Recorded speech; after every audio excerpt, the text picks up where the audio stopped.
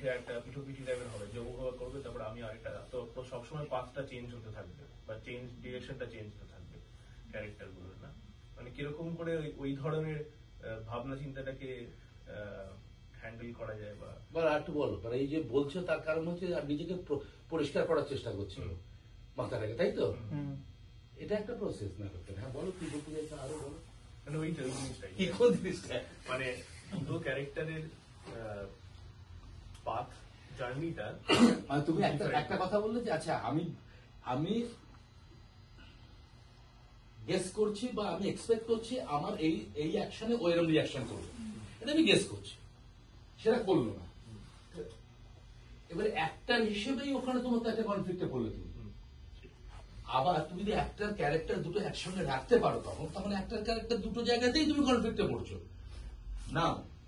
এবারে তোমার প্রশ্ন কি বলো, এটা করলে তুমি তারপরে মানে সেইভাবে রিঅ্যাক্ট করার, তো সেটা তো সবসময় একটা মানে চেঞ্জ হতে থাকছে ডিরেকশন থাকছে, বল এরপরে ওইভাবে হ্যান্ডেলটা কি করে করা যায়, ওইভাবে কিরকম সিচুয়েশন, এটাই তো কথা।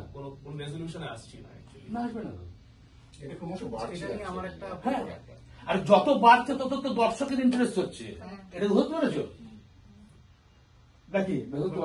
হ্যাঁ হ্যাঁ কারেক্ট, কিন্তু গল্পের হয়তো সেটা উদ্দেশ্য নয়।